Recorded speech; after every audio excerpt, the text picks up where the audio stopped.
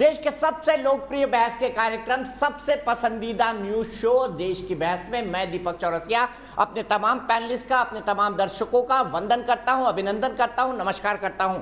आप जानते हैं देश की बहस इकलौता बहस का शो है जो अपने दर्शकों की राय के आधार पर चलता है। आप जिस विषय को चुनते हैं उसी पर हम बहस करते हैं। यही नहीं, देश के कोने कोने से जुड़कर आप हमारी बहस की दशा और दिशा को आगे बढ़ाते हैं। आज मेरे साथ जयपुर से लक्ष्मी शर्मा जुड़ेंगी, कुमार शिशिर सिन्हा मुंबई से जुड़ेंगे, पंकज त्यागी गाजियाबाद से जुड़ेंगे और प्रदीप शर्मा इंदौर से जुड़ेंगे। लेकिन सबसे पहले देख लेते हैं बहस के लिए आज आपने कौन सा विषय चुना है। विषय बड़ा साफ है, न्यू कश्मीर से जुड़ा हुआ। आज का पोल उसी से जुड़ा था। कश्मीर के नेताओं के साथ महाबैठक में क्या निकला? कश्मीर के नेताओं के साथ महाबैठक में बहुत महत्वपूर्ण बात निकली है और वो महत्वपूर्ण बात है ये कि अब जल्दी ही वहां पर चुनाव होंगे, जल्दी ही वहां पर लोकतंत्र की बहाली होगी। परिसीमन के बाद राज्य में चुनाव होंगे, ये प्रधानमंत्री नरेंद्र मोदी ने साफ किया है। प्रधानमंत्री नरेंद्र मोदी ने अभी अभी इसके बारे में एक ट्वीट किया है। वो ट्वीट आपको दिखाते हैं जो इस वक्त की सबसे बड़ी ब्रेकिंग न्यूज है। प्रधानमंत्री ने अपने ट्वीट में लिखा है, हमारे लोकतंत्र की सबसे बड़ी ताकत, फिर से दोहराता हूं, हमारे लोकतंत्र की सबसे बड़ी ताकत एक मंच पर बैठने और विचारों का आदान प्रदान करने की क्षमता है। उन्होंने लिखा है आगे, मैंने जम्मू कश्मीर के नेताओं से कहा कि यहाँ के लोगों को, खासकर युवाओं को जम्मू कश्मीर का राजनीतिक नेतृत्व देना है और ये सुनिश्चित करना है कि उनकी आकांक्षाएं पूरी हो। तो प्रधानमंत्री अब नए कश्मीर की बात कर रहे हैं, नए युवाओं को राजनीति में आगे लाने की बात कर रहे हैं, ये प्रधानमंत्री ने कहा है। प्रधानमंत्री ने बैठक में यह साफ किया कि जल्द ही वहां पर चुनाव होंगे और सभी लोग इस बात से एकमत थे कि जम्मू कश्मीर में शांति और विकास की बहाली करने के लिए और इसे सुनिश्चित करने के लिए सबको एक साथ मिलकर काम करना होगा। और प्रधानमंत्री ने आज अपने ट्वीट के जरिए कमोबेश ये समझा दिया कि भले से हमारे राजनीतिक मतभेद हो सकते हैं, लेकिन जम्मू कश्मीर में शांति और विकास के लिए, चहुमुखी प्रगति के लिए हम सबको साथ मिलकर काम करना है ताकि लोगों की आकांक्षाएं पूरी हो। और अब नया कश्मीर मिल गया है। ये नया कश्मीर 370 से अलग, 35A से इतर है। अब जम्मू कश्मीर देश के पूरे भागों के साथ एक साथ धड़क सकता है। कैसी होगी कश्मीर में नई सुबह? कई तरह की आशंकाएं थी, लोगों ने अपनी भड़ास तो निकाली, जिसको जो कहना था वो कहा गया, लेकिन इस बात पर कमोबेश सभी नेताओं में एक राय थी कि 370 और 35A का निपटारा सुप्रीम कोर्ट करेगा। अब इसकी पिच में नहीं पड़ना है कि बहाली हो, ये हो, तब बातचीत होगी। नहीं, बातचीत की टेबल पर सब साथ आ चुके हैं और यहां से राजनीतिक प्रक्रिया की शुरुआत हो जाएगी। पूरा विश्व टकटकी लगाए देख रहा है कि भारत लोकतंत्र की बहाली कब करेगा और भारत ने उसके लिए एक कदम आगे बढ़ा दिया है।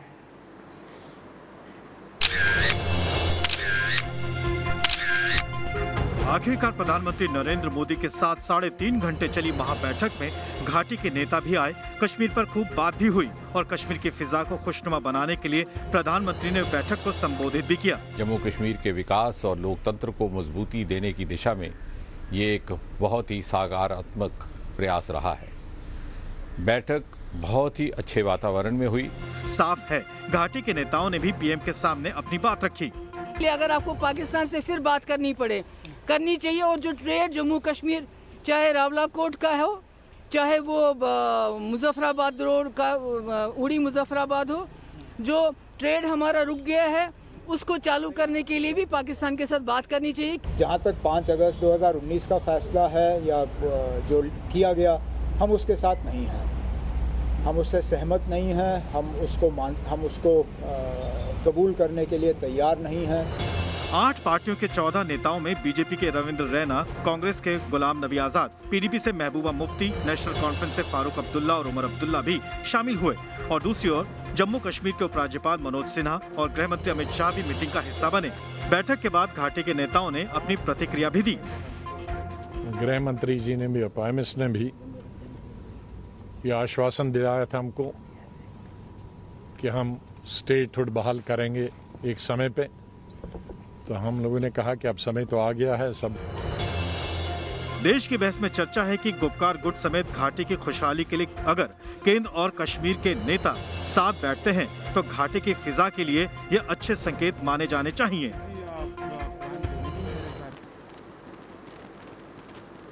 तो देश की बहस में आज के सवाल की बारी है। हम आपसे एक सवाल पूछते हैं और कार्यक्रम के अंत में बताते हैं कि देश के बहस के दर्शकों की क्या राय है। आज हमारा सवाल बड़ा सीधा है, 370 और 35A से जुड़ा हुआ है। घाटी के नेता भले ही ये कह रहे हो कि हम इसे नहीं कबूलते, क्योंकि ये उनका राजनीतिक बयान भी है, लेकिन अब इसकी लड़ाई संसद में लड़ी जाएगी। राजनीतिक तौर पर बयानबाजियां तो होंगी, लेकिन ये उनके नरमी के संकेत है। तो धारा 370 और 35A क्या कश्मीर के लिए इतिहास की बात हो गई है, हाँ या नहीं में आप जवाब दे सकते हैं। जवाब कैसे देंगे इसका तरीका आपको पता है। आप हमारे मोबाइल ऐप पर जा सकते हैं, आप हमारे फेसबुक पेज पर जा सकते हैं, आप हमारे वेबसाइट पर जा सकते हैं, आप हमको ट्विटर हैंडल पर भी टैग कर सकते हैं, अपना वोट कर सकते हैं। कार्यक्रम के बारे में कोई राय है, सुझाव है या आप शो के अंदर शामिल होना चाहते हैं तो आप हमें 9711002266 पर व्हाट्सएप करें। सीधे चलता हूं अपने बड़े पैनल के पास। मेरे साथ भारतीय जनता पार्टी से अपराजिता सारंगी जी जुड़ गई हैं, मेरे साथ आरती टिक्कू सिंह हैं, वरिष्ठ पत्रकार हैं और साथ ही साथ कश्मीर से भी आती हैं। सुशील पंडित जी हैं, रूट्स इन कश्मीर के हैं। शेख इशफाक जब्बार साहब मेरे साथ जुड़ गए हैं,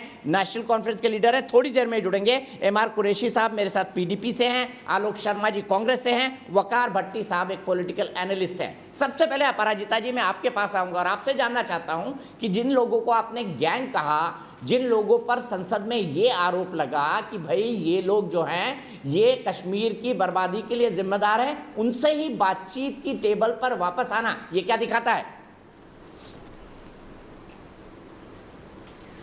हमारी सकारात्मक मानसिकता को दर्शाता है। सबका साथ, सबका विकास और सबका विश्वास का जो मूल मंत्र है वह आज पूरे देश के समक्ष साफ हो गया। हम सब मिलकर हमने हाथ बढ़ाया, दोस्ती का हाथ बढ़ाया और जैसा भी मंतव्य हो, जैसी भी बातें हों जिनके विरुद्ध में हम पहले खड़े हुए हैं, उन सब को भुलाकर हमने सबको एक टेबल के आसपास बैठाया और ये संदेश देने की कोशिश की कि जम्मू कश्मीर का विकास हमारा सबसे बड़ा एजेंडा है, हमारी सर्वोच्च प्राथमिकता है। और आज 4 बातें स्पष्ट होकर सामने आई। प्रथम, लोकतंत्र हमारी सर्वोच्च प्राथमिकता है, हम विधानसभा का चुनाव चाहते हैं। दूसरी बात, विधानसभा का चुनाव होना है तो परिसीमन की क्रिया को तेज करना होगा, उस विषय पर भी बात की गई। और तीसरी बात, तेजी से विकास हो। आप सबको ज्ञात है कि जनवरी 2020 में हमने 80,068 करोड़ रुपए डेवलपमेंट पैकेज दिए थे और उसके बाद लगातार हम विकास पर ही केंद्रित रहे और हर एक क्षेत्र में विकास करने की हम कोशिश कर रहे हैं, अमन चैन लाने की कोशिश कर रहे हैं। और चौथी बात, बहुत बड़ी बात जो आदरणीय प्रधानमंत्री जी के ट्वीट में भी उभर कर आई है, युवाओं को आगे लाना होगा। तो मुझे लगता है आदरणीय प्रधानमंत्री जी का, उनकी टीम का, उनकी सरकार की मंशा सबके समक्ष बहुत साफ है, बहुत स्पष्ट है और हम सब चाहते हैं कि जितने भी मतभेद हैं सबको भुलाकर हम साथ हो जाएं और दिल्ली और दिल इन दोनों में दूरी न रहे। तो मुझे लगता है कि आज की जो बातचीत हुई है वह बहुत ही सौहार्दपूर्ण वातावरण में हुई और सबकी बातों को सुना गया। 5 मांगें रखी गई, उन 5 मांगों पर बहुत ही अच्छे ढंग से उत्तर दिए गए। तो मुझे लगता है ये बहुत ही अच्छा पदक्षेप रहा केंद्र सरकार का और इसके लिए पूरे देश को, हमारे प्रधानमंत्री जी को धन्यवाद देना चाहिए। ठीक है आलोक भाई, धन्यवाद देंगे प्रधानमंत्री जी को, क्योंकि आज जो कुछ हुआ है उसमें कश्मीर में लोकतंत्र, विकास और युवाओं को आगे लाने की बहाली की शुरुआत हुई। आप मानेंगे इस बात से जो अपराजिता जी ने कहा है? मुझे लगता है 2-4 चीजें और भी जोड़ देते तो अच्छा था। जोड़ने में क्या जा रहा है? यही मीटिंग 3 साल पहले होती तो शायद और ज्यादा अच्छा रहता, लोकतंत्र और मजबूत होता, शायद और MLAs को भी पहले इन्वॉल्व कर किया जाता तो और ज्यादा अच्छा रहता। और सुशील पंडित भाई कह रहे हैं और इनका ट्वीट भी देखा, कश्मीरी पंडितों को भी आज जोड़ लेते तो शायद और अच्छा रहता। अच्छे रहने की तो बहुत सारी गुंजाइश है और बहुत अच्छा रहना चाहिए, लेकिन उसके बावजूद देश के प्रधानमंत्री हैं, उन्होंने किसी भी समय पर चाहे देर पहल की हो, मैं कहता हूं कि स्वागत करना चाहिए और स्वागत कर रहे हैं। अब बात आती है कि अभी तक क्या हुआ और कैसे होगा। उन्होंने कहा 35A जो है वो अब इतिहास हो गया है। न्यूज नेशन पर मैं प्रश्न देख रहा था, 35A और 370 से रिलेटेड जितने केसेस सुप्रीम कोर्ट में थे कि इनको हटा देना चाहिए, वो आज तक स्टैंड करते हैं। कोई भी केस नहीं हटा है। कि 370 बार बार सब लोग कह रहे हैं कि हट गया है, मैं नहीं मानता हूं, क्योंकि जो भी दो ये तो बदलाव सब किए गए पॉलिटिकल वो पार्टी मान रही है ना, हम मांग नहीं कर रहे हैं, सुप्रीम कोर्ट फैसला करे। सुनिए ना, ये आपको नहीं लगता कि इन पार्टियों में नरमी का संकेत है आलोक भाई? सर देखिए, मुझे लगता है दीपक भाई बहुत गंभीर विषय है, शांति से बात करेंगे। मुझे लगता है कि धारा 370 अभी भी संविधान का हिस्सा है, इसमें कहीं किसी को दो मत नहीं। उसमें दो बदलाव किए गए और दोनों बदलाव आर्टिकल 370 की पावर्स को यूज करके ही किए गए। अगर 5 अगस्त का अगर हम जो हमारा प्रेसिडेंशियल ऑर्डर है उसको पढ़ेंगे तो पहला सेंटेंस ही है, using the powers of article 370 we are making these two changes. 1949 का हम फलाना ये हटा रहे हैं और उसके अंदर हम जो कॉन्स्टिट्यूएंट असेंबली है उसकी जगह पर आज जो है गवर्नर या जो गवर्नमेंट है वो काम करेंगे। उसके बाद हमने तो बहुत सुना था कि भाई वहां से बहुएं आएंगी और जमीन भी खरीदेंगे और दीपक चौरसिया भाई भी वहां स्टूडियो बनाएंगे, बहुत चीज सुना था हमने वहां पर, और उस पर सब पर सुशील पंडित भाई डिटेल में बताएंगे। तो जो आज का स्टैंड है वो पूरी तरह से यू टर्न स्टैंड है। जिनको आप गुपकार गैंग हैं और तोड़फोड़ गैंग है और पाकिस्तानी गैंग हैं, जबकि गुपकार केवल एक गली का नाम था जहां पर वो मीटिंग हुई थी, लेकिन उस गुपकार को ही शब्द को इतना बदनाम कर दिया बीजेपी वालों ने। खैर चलिए जो भी हुआ, फारूक साहब रहते हैं पॉजिटिव, बिल्कुल पॉजिटिव कोई चीजें हो तो अच्छी बात है। नहीं, उस गली का नाम है, उस रोड का नाम गुपकार है। लेकिन उसके बाद जब कोरोना चला तो उस पर भी स्टैंड यू टर्न ले लिया गया। मुझे तो नहीं लगता किसी ने कोई जमीन 100 गज का टुकड़ा भी कहीं जम्मू में भी खरीदा हो। तो जरूर हम इस शो में देखकर जाएंगे कि अगर कानून लागू हो गया और धारा 370 हट गई तो किसी ने भी जमीन क्यों नहीं खरीदी वहां पर। किसी के बच्चे की नौकरी लगी हो वहां पर तो वो भी जरूर बता के जाइएगा कि भाई 3 साल में अपराजिता के अड़ोस पड़ोस में कहीं कोई बच्चा हो, कोई बिहार से बच्चा गया हो बेगूसराय से, उसको वहां पर कहीं पर किसी तरह से मिली हो, या भुवनेश्वर में खुर्दा से कहीं से कोई गया हो, तो जरूर अपराजिता बहन बताएंगे हमें। मुझे लगता है आज भी पॉलिटिकल स्टंट चाहता है। रिजल्ट क्या आएगा, हम उम्मीद करते हैं कि अच्छा रिजल्ट आए, क्योंकि बीजेपी हमेशा से यू टर्न ही लेती आई है। हमेशा से कहा कि पूरा फारूक अब्दुल्ला परिवार जो है वो पूरी तरह से देशद्रोही है और तमाम चीजें हैं। एक मिनट, अंतिम बात कहना चाहूंगा। अटल बिहारी वाजपेयी जी की सरकार आई, ये लोग श्यामा प्रसाद मुखर्जी से लेकर यहाँ तक पूरे अब्दुल्ला परिवार से लड़ते रहे और फिर बाप बेटे दोनों केंद्र में मंत्री बना दिए इन्होंने। वो जो माँ और बेटे थे और बेटी और बाप वो दोनों देशद्रोही थे, फिर सरकार चलाई और सरकार में कॉमन मिनिमम प्रोग्राम में धारा 370 की रक्षा करेंगे और अलगाववादी जो है वो एजेंडे में रहेंगे और जो तमाम लोग थे 10,000 पत्थरबाज वो सब छोड़ेंगे हम। जब तक मलाई मिली दोनों ने मलाई खाई और जब मलाई खत्म हो गई तो दोनों ने सोचा चलो अब जो है अब तिरंगा उठाने का समय आ गया है। जब महबूबा ने कहा तिरंगा उठाने वाला कोई नहीं मिलेगा तब तो सरकार चलती रही। बुरहान वानी दिल्ली में तो इनके लिए पूरी तरह से जो है वो आतंकवादी था, वहां निर्मल सिंह 30 लाख रुपए लेके उसके घर बैठे रहते थे कि साहब ये बहुत बड़ा शहीद है। तो बीजेपी का हमेशा से यू टर्न रहा है। आज महबूबा मुफ्ती कहे कि पाकिस्तान से बातचीत होनी चाहिए तो सबसे बड़ी देशद्रोही है वो। ठीक है, यहीं से शुरू करते हैं अपराजिता जी से। अच्छी बहस खोली आलोक भाई आपने, तो वो सबसे बड़े देशभक्त, अच्छी बहस खोली है। ठीक है अपराजिता जी बताइए, यू टर्न है आपका कश्मीर पर पूरी तरह से, और यू टर्न स्टैंड है, उन्होंने बता दिए, इंस्टेंसेस गिना दिए कब कब और कहां कहां। जी मैं बोल रही हूं आलोक जी, कभी तो अच्छी बात बोले, शुभ शुभ बोले। आज उत्सव का माहौल है देश में और मुझे लगता है कि आज भी आपकी नकारात्मक सोच चरम सीमा पर है। देखिए ऐसा है कि क्या क्या नहीं हुआ इन 22 महीनों में। मैं लोकसभा की सांसद हूं और 5 अगस्त 2019 जब इसे पारित किया गया था, आर्टिकल 370 को अंग्रेजी में कहते हैं डिफैन किया गया, दुर्बल किया गया, और आर्टिकल 35A को स्क्रैप किया गया। ये अंग्रेजी के 2 शब्द मैंने यूज़ किए, मुझे लगता है समझने में आसानी होगी। आज जैसे कि बातचीत हुई है, आप सब जानते हैं, हम सब अवगत हैं कि आर्टिकल 370 और आर्टिकल 35A की पुनर्बहाली पर बातचीत इसलिए नहीं हुई कि यह विचाराधीन है, सुप्रीम कोर्ट में विचाराधीन, और जब मैटर सब जुडिस होता है इसके बारे में बातचीत न हो। और मैं कह दूं बहुत विश्वास के साथ, आज के दिन निश्चित तौर पर ये दोनों आर्टिकल्स इतिहास बन गए हैं, क्योंकि कश्मीर की जनता, जम्मू की जनता भी ये चाहती है। 22 महीनों में बहुत काम हुए हैं विकास के और हम सब आगे देख रहे हैं, आगामी दिनों की तरफ देख रहे हैं, सुनहरे भविष्य की तलाश में हैं, हम पीछे नहीं देखना चाहते हैं। आपको याद हो 73rd अमेंडमेंट, ठीक है अपराजिता जी, यहीं से बढ़ते हैं आगे और सीधे सुशील पंडित और आरती टिक्कू सिंह को जोड़ूंगा। सुशील पंडित जी, क्या आप दुखी हैं कि कश्मीरी पंडितों को नहीं बुलाया गया? नहीं, मैंने ये दुख मनाना बहुत पहले बंद कर दिया है। हम लोग कभी किसी गिनती में नहीं रहे।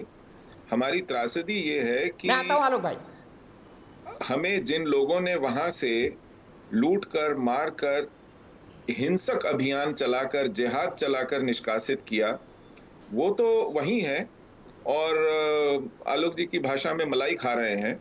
और उनकी सरकार और उसके बाद जितनी भी सरकारें आई, सबने उन्हें दामादों की तरह पाला, उन पर सैकड़ों करोड़ रुपया खर्च किया, उनकी दुनिया में इलाज कराए, उनको पासपोर्ट दिया, वीजा दिया, वो पाकिस्तान जाकर के शादियां करा लाए, उनके पेट्रोल के बिल भरे, उनके होटलों के बिल भरे, उन्हें मतलब रुई में लपेट के रखा। और हमारे उन पीड़ितों को, परिवारों को एक धेला मुआवजा किसी को उसके घर लुटने का, उसके व्यापार चौपट होने का, उसकी नौकरी जाने का, उसके खेत खलिहान बागान उखड़ने का, उजड़ने का, एक नया पैसा किसी ने मुआवजा नहीं दिया आज तक। किसी ने उस पीड़ित के घर हत्या हुई हो, बलात्कार हुआ हो, उसके ऊपर कार्रवाई नहीं की, किसी को सजा नहीं दी, किसी को दोषी नहीं पाया गया।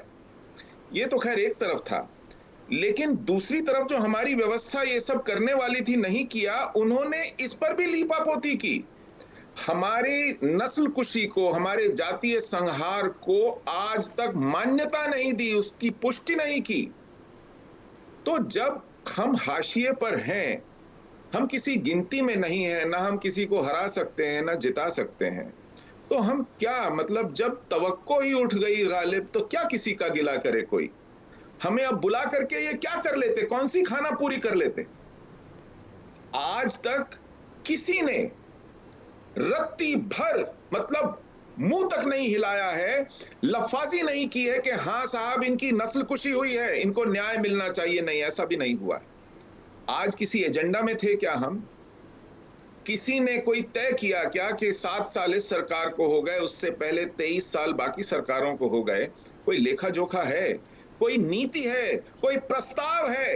एक लाइन का प्रस्ताव है क्या कहीं?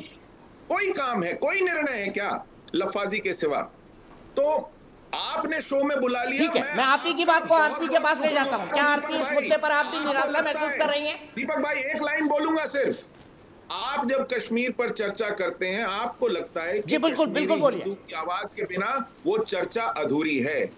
लेकिन जब हमारी सरकारें ये बारात बुलाती हैं घाटी से, तब उनको नजर नहीं आता कि ये अधूरा है। इसमें जब तक कश्मीरी हिंदू की आवाज नहीं होगी, ये पाप है। ये आपकी जिम्मेदारी के साथ, अमानत के साथ खयानत है। मैं इसी सवाल को अपराजिता जी के पास ले जाऊंगा। क्या सरकार ने कश्मीरी पंडितों को अलग रखकर कोई पाप किया है? लेकिन आरती, आप कैसे देखती हैं इस पूरे डेवलपमेंट को? देखिए, मैं आप सबको याद दिलाना चाहती हूँ। मैं अपराजिता जी एक मिनट, मैंने आरती को बोला है, फिर मैं आपके पास आता हूँ।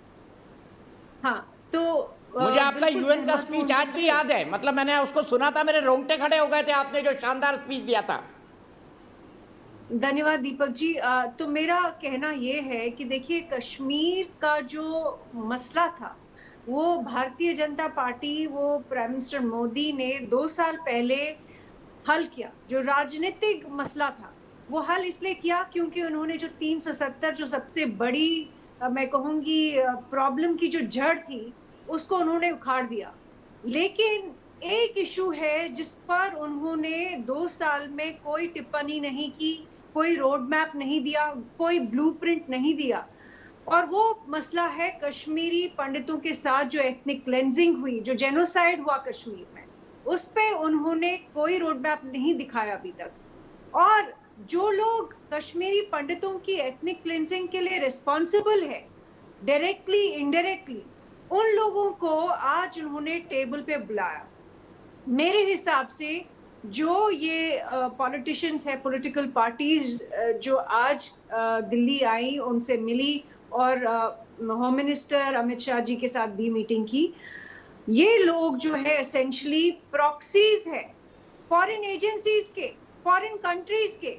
और हमको याद होगा, आपको याद होगा कि बाइडेन एडमिनिस्ट्रेशन जो है शुरुआत से ही उनका कश्मीर पे जो उनका स्टैंड रहा है, उनके इलेक्शन से, यूएस इलेक्शन से पहले भी उन्होंने 370 पे जो उनका स्टैंड रहा है, उन्होंने जो उस टाइम पर भी आपत्ति जताई 2019 में, और कश्मीर के ऊपर उन्होंने क्रिटिसाइज किया, कॉन्स्टेंटली क्रिटिसाइज किया प्राइम मिनिस्टर मोदी को, होम मिनिस्टर अमित शाह को।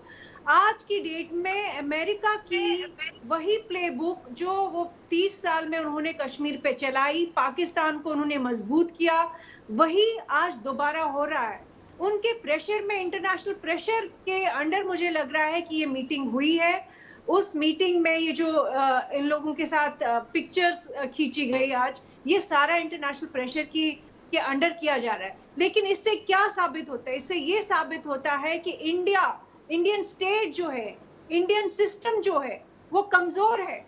वो अंतरराष्ट्रीय जितने भी फोर्सेस है उनका मुकाबला नहीं कर पा रहे हैं, उनको जवाब नहीं दे पा रहे हैं। अगर 2019 में हम लोगों ने हिम्मत की, चाहे बाइडेन ने क्रिटिसाइज किया या चाइना ने क्रिटिसाइज किया, लेकिन उस वक्त हमने हिम्मत दिखाई। और 2021 में एक रिवर्सल लग रहा है उन्हीं लोगों को बुला के जो लोग पाकिस्तान की बात कर रहे हैं आज भी, जो अभी भी मानते हैं कि पाकिस्तान इस इशू के एक पार्टिसिपेंट है या एक हिस्सेदार है जिनसे बात करनी चाहिए। क्यों करनी चाहिए? पाकिस्तान ने पिछले 30 साल में जिहाद और इस्लामिक टेरर की वजह से सैकड़ों, मैं सिर्फ कश्मीर के लोग की बात नहीं कर रही हूँ, आप देख लीजिए, टेररिज्म की वजह से दिल्ली, पुणे, अहमदाबाद, गुजरात, कोई भी स्टेट लीजिए, कहां कहां अटैक्स नहीं हुए, कहां कहां हिंदुस्तानी नहीं मारे गए। कश्मीरी पंडितों को तो छोड़ दीजिए, हम तो गिनती में नहीं है। पूरी कंट्री में इतने लोग मारे गए, और अभी भी ये लोग जो अपने आप को पॉलिटिकल रिप्रेजेंटेटिव्स कह रहे हैं कश्मीर के, वो उनको ये नहीं दिख रहा है कि हिंदुस्तान के कितने लोग पाकिस्तान के जहादियों ने मारे, और उनसे हमको बात करनी चाहिए। ये लोकतंत्र है। किस तरह का लोकतंत्र है जहां पर हम अपने ही दुश्मन, ठीक है, जिन लोगों ने हमको मारा। आपका पॉइंट बिल्कुल वैलिड है आरती, आपका पॉइंट बिल्कुल वैलिड है। और मैं यहीं से अपराजिता जी के पास चलता हूं। अपराजिता जी, मैं घाटी के पॉलिटिकल एनालिस्ट और पॉलिटिकल पार्टीज के साथ जाऊं, दो बड़ी संगीन बातें आरती और सुशील दोनों ने कही। आरती अमेरिका में रहती हैं और आप बहुत अच्छी तरह जानती हैं, उन्होंने कश्मीरी पंडितों पर बहुत शानदार स्पीच दिया था यूएन में। क्या कश्मीरी पंडितों को स्टेक होल्डर ना बनाकर सरकार ने पाप किया है? सुशील पंडित कह रहे हैं।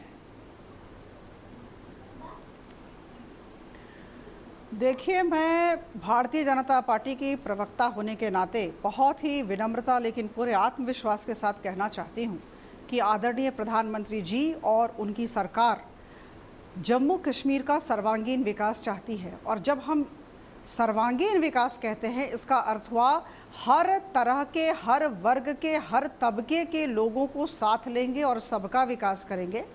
कश्मीरी पंडित कश्मीर के अभिन्न अंग हैं। उनके विकास के बिना तो कश्मीर का विकास के बारे में हम कल्पना ही नहीं कर सकते हैं। मैं इस दिशा में एक बात कहना चाहूँगी, जो एक छोटा सा पदक्षेप हमारी सरकार ने लिया है वो आपके समक्ष उपस्थापित करना चाहूँगी।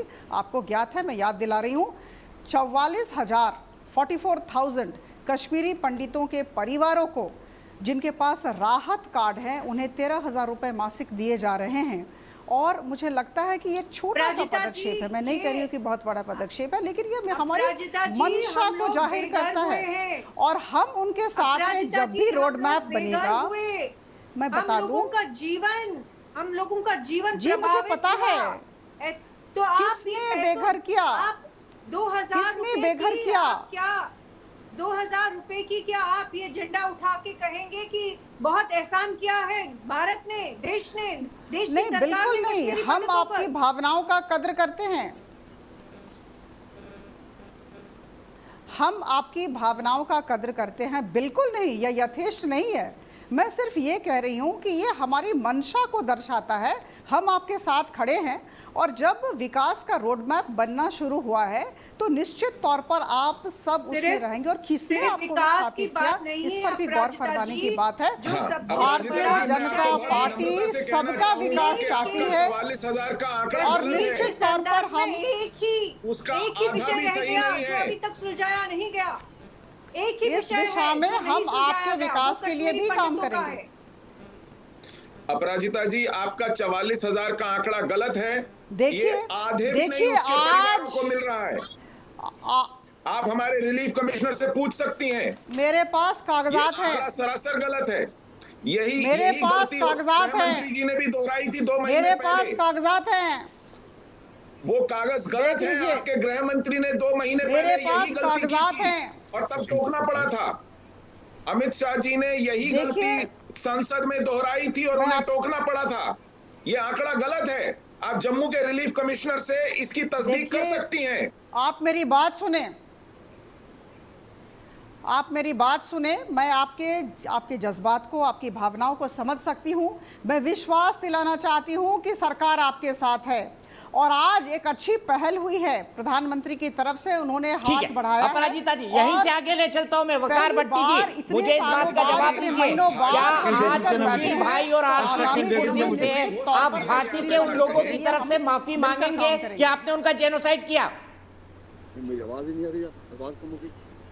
वकार भट्टी, जवाब दीजिए। इस जेनोसाइड के लिए माफी मांगेंगे? सबको दिया है जी जी जी जी, जितना टाइम आपने सबको दिया है, प्लीज़ मेरी भी आप ज़रूर 2 मिनट ज़रूर बात सुनेंगे, मुझे ऐसा लगता है। जहाँ तक आपने बोला कि जिनोसाइड शर्तों के साथ बहस मत तय करिए वकार भट्टी जी, विषय की संवेदनशीलता को भी समझिए। दीपक जी, 2 लोग जिनको अपने घरों से भगा दिया गया है निकाल कर, वो अगर अपनी बात रख रहे हैं तो मैं उनको वक्त दूंगा। नहीं, बिल्कुल रखने दीजिए, लेकिन मैं कहता हूँ मेरा भी टाइम रखिए 2 मिनट, क्योंकि 1 लाख जो है ना कश्मीरी मुसलमान, जम्मू कश्मीर का मुसलमान भी मारा गया है। उसमें पहाड़ी भी है, काशिर भी है, गुज्जर बकरवाल भी है। तो उनकी भी बात अगर आप करेंगे ना डिबेट में तो बड़ा अच्छा। आपने तो नस्ल ही मिटा दी इनकी भाई। वकार भट्टी जी, आपने तो नस्ल ही मिटा दी। डोगरा हिंदू भी मारा गया, वहाँ कश्मीरी मुसलमान भी मारा गया, वहाँ पहाड़ी मुसलमान भी मारा गया, वहाँ बकरवाल मुसलमान भी मारा गया, वहाँ लद्दाखी भी मारा गया। तो ये आज से नहीं हो रहा ना सर, ये जब से ना जम्मू कश्मीर में ना आप लोगों ने ना हिंदुस्तान और पाकिस्तान में इसको खिचड़ी बनाया ना, जब से कुछ उसने खींच लिया रबड़ की तरह, कुछ आपने खींच लिया रबड़ की तरह। सुशील पंडित, मैं आपके बीच नहीं बोला, बोलने दीजिए ना। सुशील पंडित बोलने दीजिए मुझे। मैंने आपके बीच बोला नहीं बोला। इतना तो पढ़े लिखे होंगे आप, इतना तो पढ़े लिखे मानेंगे तो मारा ही जाएगा। सुशील पंडित जी वाली बात कह रहे हैं कि मैं आपके बीच नहीं बोला, आपको भी नहीं बीच बोलना चाहिए। अगर आप पढ़े लिखे हैं, अगर आप जाहिल हैं तो बोलते रहिए, मेरी कोई रुकावट नहीं आपको। मैं जो बात करना जा रहा हूं, हिंदुस्तान और पाकिस्तान ने क्या किया हुआ है कि जम्मू कश्मीर को, पूरे जम्मू कश्मीर को, चाहे उस पार हो चाहे इस पार हो, जहालत आप दिखा रहे हैं जब आप 2 इनकम्पैरेबल्स को कंपेयर कर रहे हैं। आखिर कब तक आपस में कोई तालमेल नहीं है, जिनका कोई कंपैरिजन नहीं है, आप उनको कंपेयर कर रहे हैं। क्यों नहीं जो कलाशनिकोव उठाएगा, जो ग्रेनेड उठाएगा, वो मारा नहीं जाएगा क्या? निकाला हुआ बाहर जनाब, जागमान, उस जागमान को सामने लाइए ना। आप जागमान को सामने लाइए। लाते आप। आपको मालूम है कि आपने अखबारों में इश्तिहार दिए थे कि चले जाइए वरना आपकी खैर नहीं है। तब तक जगमोहन नहीं आए थे। आपने जब जस्टिस नीलकंठ गंजू को मारा तब तक जगमोहन नहीं आए थे। टारगेट क्यों करते हैं? हमने जब आपने एडवोकेट प्रेमनाथ भट्ट को मारा, जब आपने टीकालाल टपलू को मारा, तब तक जगमोहन नहीं आए थे। बात करते हैं जब आपने अल सफा में और आफ्ताब में इश्तिहार निकाले थे ना कि कश्मीरी पंडितों घाटी छोड़ दो वरना तुम्हारी खैर नहीं, तब तक जगमोहन दूर दूर तक कहीं नहीं थे। एनजीओ बना के कश्मीरी पंडितों को बेचा है दुनिया भर में। आपने अपनी कोठियां बनाई हैं, आपने अपने महल खड़े कर दिए। कभी आप 3 साल ये किस तरह के नहीं आए। आप क्या चाहते हैं? सर, आपने इनको घर से निकाला है सर, आपने बलात्कार किया, हत्याएं की, आपने एक नस्ल खत्म कर दी कश्मीरी पंडितों की जो आपके भाई थे। क्या इसके लिए शर्म नहीं आती वकार भट्टी आपको? नहीं दीपक जी, ऐसा है दीपक जी इनको माफ कीजिए। और महिलाओं का बलात्कार किया किसने किया था? मेरी बात सुनिए।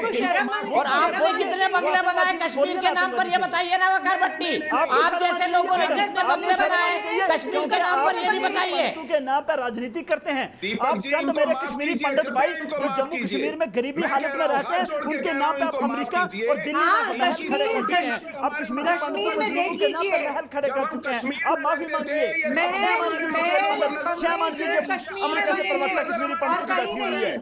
अभी भी जाके देख लीजिए जगती टाउनशिप में। श्यामांजू, आप कश्मीरी पंडितों ने चंद 4-5 कश्मीरी पंडित जो टीवी में बैठते हैं, जो अमेरिका में स्पीच देते हैं, जो यूके में स्पीच देते हैं, आप लोग बिजनेसमैन हैं। आपकी बात को आज कश्मीरी पंडित नहीं सुनता। कश्मीरी पंडित आपकी बातों को ठोकर मारता है, आपकी बातों को ठोकर मारता है। मैं सीधे पीडीपी के नेता कुरैशी साहब के पास चलता हूँ। कुरैशी साहब, आपको नहीं लगता कश्मीर माफ नहीं करेगा और हम आपको कभी माफ नहीं करेंगे। आप वकार मुझे आपका लॉजिक समझ नहीं आ रहा है। मुझे आपका लॉजिक समझ नहीं आ रहा है। बहस में अगर बात कहें तो तर्क रखें। ये अंधे को भी दिख जाएगा कि कश्मीरी पंडितों को वहां से मार के निकाला गया है। यही सवाल मैं कुरैशी साहब से पूछता हूँ, क्या कश्मीरी पंडितों को स्टेक होल्डर ना बनाया जाए? कुरैशी साहब बताइए। बात क्यों नहीं कर रहे? तो आप छुप के भाग रहे हो। दीपक जी, मैं आपसे गुजारिश करूंगा। दीपक जी मेरी गुजारिश होगी कुरैशी साहब की आवाज प्लीज। किसी के मैं दीपक जी मेरी गुजारिश रहेगी आपसे कि मैं सबके मामला को सुनता रहा, सबकी बातें सुनता रहा, कोई कंट्रोवर्सी बात में नहीं करूंगा। और मैं गुजारिश करूंगा अपने साथियों से, सबसे, सुशील जी से भी और अर्पिता जी से भी, जो बीजेपी के स्पोक्सपर्सन थे, आलोक जी से भी बहुत अच्छी बातें की। आपने अपनी बात रखने का हक है और उसमें एक आपने दलील देनी चाहिए। मैं अगर ये अगर हम जो बातचीत कर रहे हैं इसका कोई असर होना चाहिए। हमें यहाँ काउंटर प्रोडक्टिव बातें करने से कोई फायदा नहीं। मैं जो कहना चाहता हूँ, जो मेरे साथियों ने बातें की उनकी मैं निचोड़ निकालता हूँ। अगर ये पंतों के बारे में इस वक्त हमारी बात हो रही है तो मैं खुद जाती तौर मानता हूँ कि पंतों के साथ गवर्नमेंट का फेलियर भी रहा, चाहे वो गवर्नमेंट हमारी उस वक्त की यहाँ गवर्नमेंट थी या गवर्नमेंट ऑफ इंडिया थी, और उनकी प्रोटेक्शन नहीं हो सकती, चाहे वो जगमोहन थे कोई भी थे। और हम उसको मानते हैं कि वो उजड़ गए, हमारा हिस्सा है पंडित, हम नहीं कहते उनके लिए, ना हमें कहनी भी चाहिए। देखिए इक्का दुक्का वाक़ात होते हैं, वो हर जगह मौजूद है। और जहां आप ये कहना चाहते हैं कि आज जो बातचीत हुई ये एक बहुत बड़ा अच्छा है, हम खुश हम कहते हैं, इसमें नहीं बातचीत से नहीं।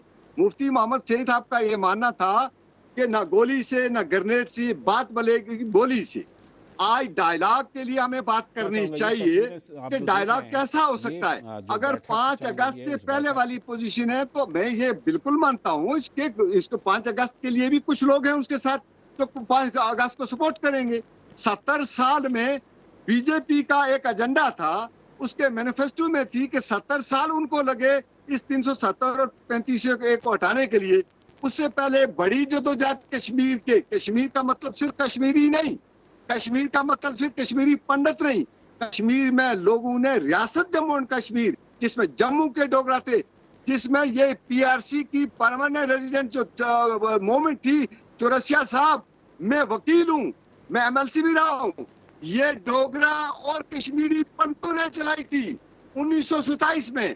तब उस वक्त ना शेख अब्दुल्ला था हुकूमत में, ना मुफ्ती साहब थे। तो मैं नहीं कह रहा इस कंट्रोवर्सी में, मेरी बात सुन ले, तर्क रखने दें, उसके बाद के हम कहते हैं कि जो पानी बह गया वो बह गया।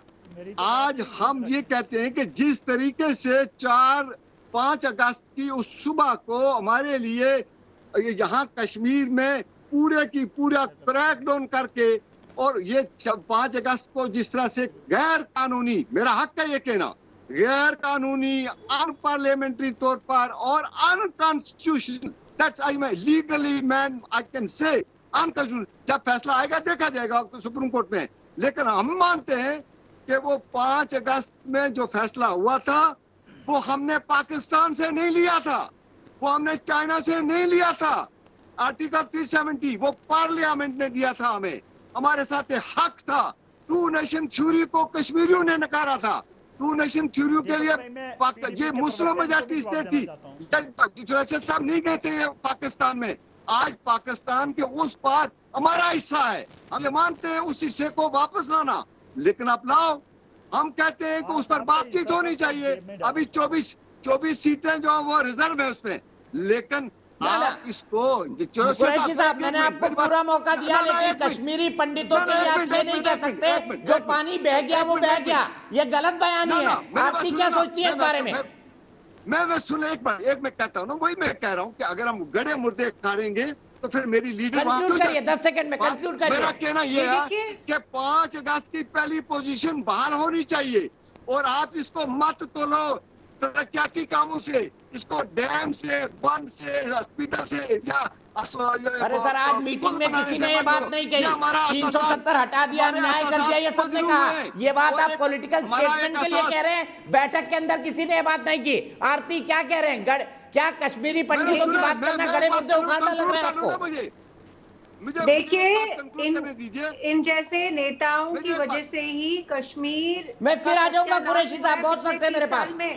ये समझते हैं कि कश्मीरी पंडित की जो एथनिक क्लेंजिंग हुई, जेनोसाइड हुई, वो रात गई बात गई, अब आगे बढ़िए। मतलब कि आप यही पैटर्न लेकर आप तो इसी तरह की बातें कर रहे हैं। क्या गड़े मुर्दों की बात कर रहे हैं आप? एक ही सवाल, एक ही विषय है जो अभी कुरैशी साहब और आरती आमने सामने, बाकी कोई मसला नहीं है। हिंदुस्तान को कोई जरूरत नहीं है पाकिस्तान से बात करने की। हिंदुस्तान जो है, उनको इलेक्शंस करने होंगे, वो नॉर्मल की रूटीन जो है एक्सरसाइज वो होगी, क्योंकि हम डेमोक्रेसी है, हम लोकतंत्र है, उसमें कोई ये जरूरत नहीं है ये सारे लोगों को यहाँ चाय पे बुलाने के लिए। नॉर्मल कोर्स में उनकी कितनी लेजिटिमेसी है, इन सब लोगों की कितनी लेजिटिमेसी है, लोग बताएंगे चुनाव जब होंगे। पर चुनाव से पहले दो विषय है। एक विषय है कश्मीरी पंडितों का, जो अभी तक रिजॉल्व नहीं हुआ है। उसके लिए आप लोगों की तरफ से भी कोई एफर्ट नहीं लग रहा है, आप लोगों की तरफ से कोई स्टेटमेंट नहीं आया है, आज तक नहीं आया है। आज की मीटिंग में भी मुझे नहीं लगता है कि किसी भी पॉलिटिकल पार्टी ने या पॉलिटिशियन ने कश्मीरी पंडितों की बात की है। दूसरा विषय है डिलिमिटेशन। जब तक ये 2 विषय नहीं होंगे, बाकी सारी बातें जो है वो इररेलेवेंट है। तो आप क्या बात कर रहे हैं? कौन से गड़े मुर्दों की बात कर रहे हैं आप? दीपक जी, मुझे 1 मिनट सवाल चाहिए। सिर्फ दो ठीक है कुरैशी साहब, 20 सेकंड में आपको दे रहा हूँ, आपको 1 मिनट दे रहा हूँ, फिर मुझे आलोक शर्मा और राजीव जेटली के पास जाना है। देखिए, मुझे 1 मिनट में मैं बात ये रखना। देखिए, मेरी बहन जो बात अर्पिता जी कर रही है, जो मैं मानता हूँ कि इसमें नहीं है, हाँ डिलिमिटेशन के लिए देखिए आपको पहले कंडीसिव हालात को यहाँ बहाल करना है। आप जो कह रही है ना बार बार ये बात कि ये लोगों ने हमें वहां से कहा दिया, हमें निकाल दिया। देखिए बात सुने, आज अगर गवर्नमेंट ऑफ इंडिया ने वहां बुलाई, ये पॉलिटिकल पार्टी जिनको बुलाया गया, 5 अगस्त के बाद की हालात देखिए, यहाँ गवर्नर राज लगे, यहाँ गवर्नर साहब ने यहाँ असेंबली भंग कर दी, कहा हमारा वो चल नहीं रहा है, फैक्ट्स नहीं चल रहा है। मैं इन बातों पे नहीं जाना चाहता, मैं ये कहना चाहता हूँ कि जिस तरीके से 5 अगस्त को हमारा जो तशख्खुस था उसको मिटाया गया, उस तशख्खुस के लिए गवर्नमेंट ऑफ इंडिया को हमें अपनी गारंटी फिर वापस देनी होगी। नहीं, एक बहुत मैं मैडम जी बात नहीं बोल रहा, मेरा टाइम है ना, फिर आप सुन लेना। आप सुनिए, एक बहुत ही इम्पोर्टेंट बात कहना चाहती हूँ। 30 आप अपनी बात करें ना, मैं ये कहना चाहता हूँ, 30 साल में आतंकवाद हुआ कश्मीर में, आपको वो इम्पोर्टेंट नहीं लगा, आपको ये लग रहा है कि जम्मू एंड कश्मीर बहुत ही नॉर्मल स्टेट रोकने के लिए। देखिए, आतंकवाद को ये सिर्फ कश्मीर के अंदर नहीं, क्या आतंकवाद जो है वो नक्सलाइज नहीं कर रहे, से उखाड़ दिया, क्या आतंकवाद जो है वहाँ पर नॉर्थ ईस्ट में नहीं हो रहा, लेकिन ये बातें सिर्फ कश्मीर में नजर आती है आपको। वो बहुत बड़ी बात है, कहाँ से बड़ी बात है? आपको आतंकवाद बड़ी बात मैं दोनों को रोकता हूँ, मैं बड़ी पॉलिटिकल पार्टी को जोड़ता हूँ। मैं आलोक शर्मा जी और राजीव जेटली को बहस में वापस बुलाना चाहता हूँ, लेकिन आरती जी, मैं आपके इस दर्द से बिल्कुल एकमत हूँ कि कश्मीरी पंडितों का भी सरकार को इस बैठक से पहले ध्यान रखना चाहिए। कई डेलीगेशन प्रधानमंत्री से मिले जब वो ह्यूस्टन गए थे कश्मीरी पंडितों के, और उन्होंने प्रधानमंत्री की इस कदम के लिए बहुत सराहना की, बड़ी उम्मीदें थी उनको। लेकिन सवाल क्या है? सवाल ये है कि हमारे दर्शक इसके बारे में क्या सोचते हैं। कुमार शिशिर सिन्हा, मेरे एक दर्शक मुंबई से जुड़ गए हैं। कुमार, क्या बैठक एक अच्छा कदम है और क्या कश्मीरी पंडितों का ध्यान रखा नहीं गया? दीपक जी नमस्कार। मैं अपनी दो बातें रखूंगा। पहला तो ये कि ये जो लुटेरे हैं जिन्होंने 70 साल उस कश्मीर अपनी मातृभूमि के साथ जो अन्याय किया है और पाप किया है 5 लाख कश्मीरियों को निकालने का, ये आज आपके पैनल में मैं देख रहा हूँ एक जिहादी बैठा हुआ है जो 1 लाख मरने वालों की बात कर रहा है।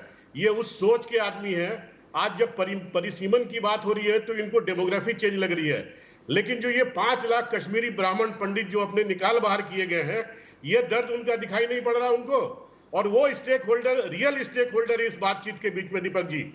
और तो दूसरा जो मुद्दा मेरा ये कहना है कि आज जो आपके जो गुपकार हैं, ये गुपकार हैं कौन? ये लुटेरे जिन्होंने कहा था, जिसकी जो नेता है उसने कहा था कि कोई झंडा उठाने वाला नहीं मिलेगा, हमारे देश का झंडा उठाने वाला।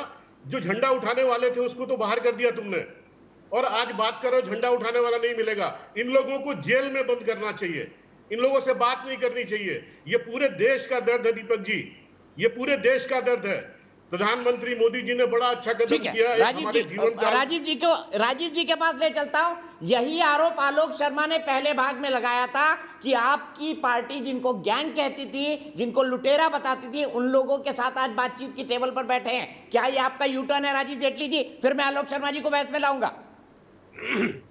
नहीं, मेरे को हैरानी हो रही है, आलोक शर्मा जी इल्जाम कैसे लगा सकते हैं? हम तो कांग्रेस को भी लुटेरा बताते हैं। कांग्रेस भी ऐसी राजनीतिक पार्टी जिसने रेजोल्यूशन पास करके बोला कि अगर हमारी सरकार बनती है तो 370 वापिस बहाल कर देंगे। रेजोल्यूशन अगस्त में, अगस्त 2019 में पास किया था कि नहीं किया था? बताइए। ये उनमें से अलग थोड़ी है। यहाँ पर जो ये बात कर रहे हैं, यही बातें जब ये मीटिंग में बैठते तो नहीं करते हैं, तब वहां पर अलग चर्चा होती है। लेकिन टीवी पर जब चर्चा करते हैं और जब इनकी अपनी आंतरिक बैठक होती है, इनकी कार्यकारिणी की बैठक होती है, तो उसमें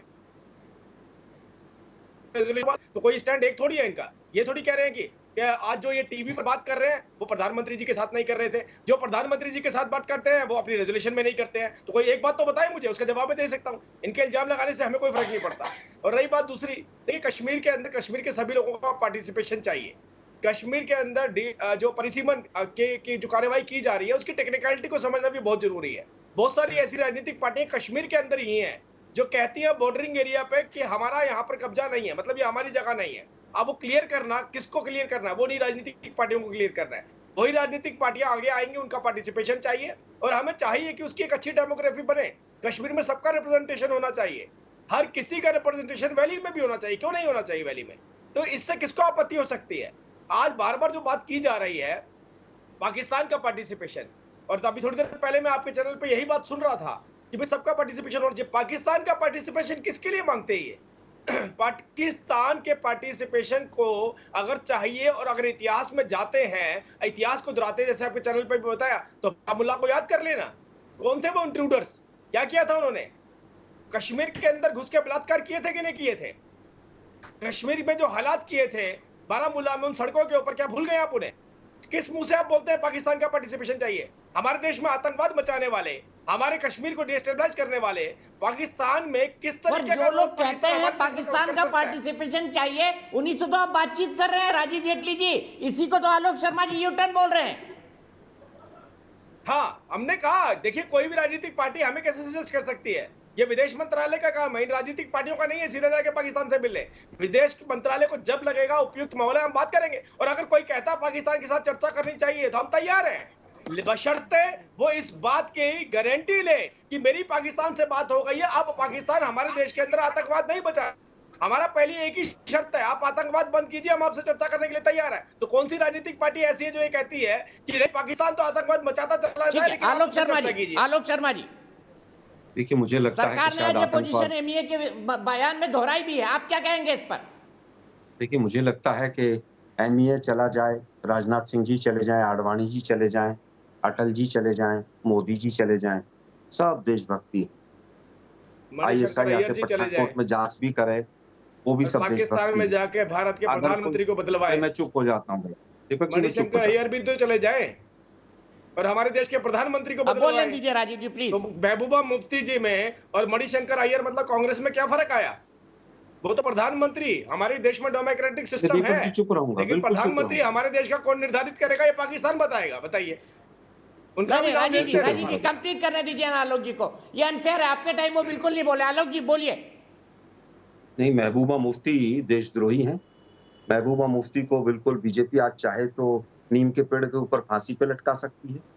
यही महबूबा मुफ्ती थी जिनके साथ मलाई खाई, 3.5 साल सरकार चलाई और कॉमन मिनिमम प्रोग्राम में पहला सेंटेंस था, पहले पेज पे तीसरा पॉइंट कि धारा 370 की हिफाजत करेंगे। था कि नहीं था? अलगाववादियों से बात करेंगे। सुशील पंडित भाई बैठे हैं, अगर मैं कोई भी एक स्टेटमेंट गलत दे रहा हूं तो बताएं आप। अभी 44,000 का कोई फिगर आया, वो गलत आया। 13 साल आपकी सरकार हो गई उस कांड के बाद, और जिस समय पर कश्मीरी पंडितों के साथ जो चीज हुई उस समय पर भी बीजेपी सपोर्टेड वीपी सिंह की सरकार थी, नहीं थी क्या? आज आप सबके लिए सबको दुश्मन बना दें आप। मसरत आलम के ऊपर रेड लाइट जंपिंग का केस दर्ज हुआ था, नहीं हुआ हो तो सुशील पंडित भाई बैठे हैं, जो मसरत आलम जिसने सबसे ज्यादा जो बड़ा गुनाहगार था और पहली डेट पर उसको जमानत मिली थी, वो किसके शासनकाल में हुआ था? मुझे लगता है कि ये बहुत गंभीर विषय है। आज तक बीजेपी के जितने शासनाध्यक्ष हुए सारे पाकिस्तान गए, अटल जी, आडवाणी जी, राजनाथ सिंह जी, सब गए, बस अमित जी की बाकी बात बची है, वो भी चले जाएंगे। इंसानियत, जमहूरियत और कश्मीरियत का आज कोई नाम नहीं ले रहा है। ले रहे हैं कि नहीं ले रहे हैं? मुझे कश्मीरी पंडितों के साथ पूरी हमदर्दी है, मैं भी एक ब्राह्मण का बच्चा हूँ, उस एंगल से भी हमदर्दी है मेरी। लेकिन मुझे बताइए कितने कश्मीरी पंडित 13 साल में जब इनकी सरकार रही वापस जाकर बसे हैं? कोई आंकड़ा है इनके पास? सुशील पंडित भाई बैठे हैं, जो 1500 परिवार श्रीनगर वैली में गए थे, वो भी जब 2.5 महीने का लॉकडाउन हुआ वो भी जम्मू वापस आ गए। ऐसा हुआ था कि नहीं हुआ था? जवाब देना चाहता आज आप सबको पूरे सारे देश को देशद्रोही बता दो, केवल 30 सेकंड में जवाब सर्टिफिकेट बांट। राजीव जी बिल्कुल जवाब देंगे। आलोक भाई 1 मिनट अंतिम बात कहना चाहूंगा दीपक भाई, 30 सेकंड में खत्म कर दूंगा इस बात।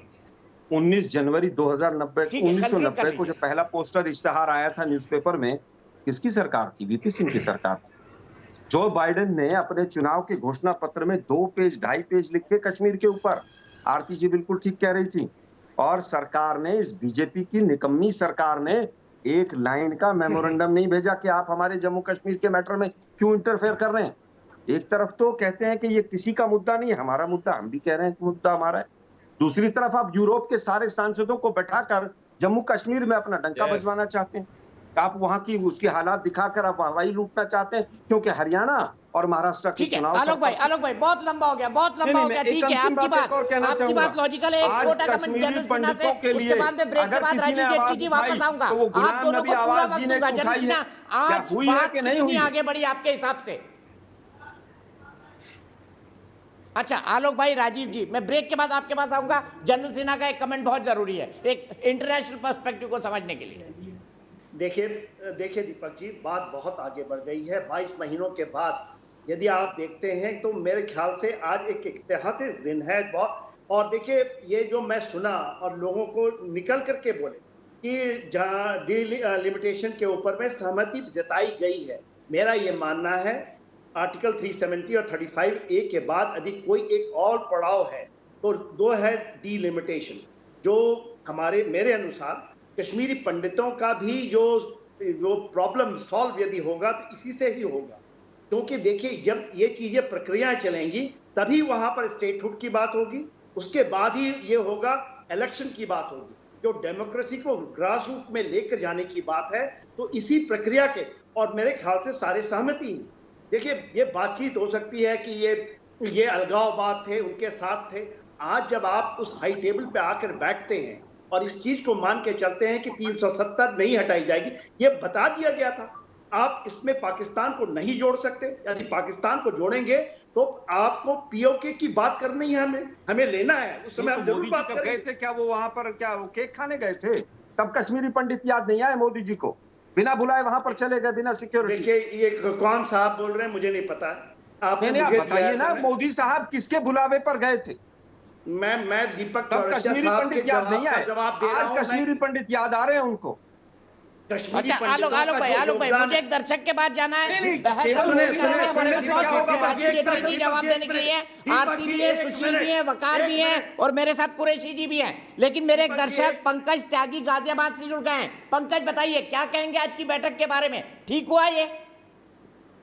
देखिए, ये हमारे आदरणीय मोदी जी की बहुत बड़ी पहल है जिसका मैं स्वागत करता हूँ।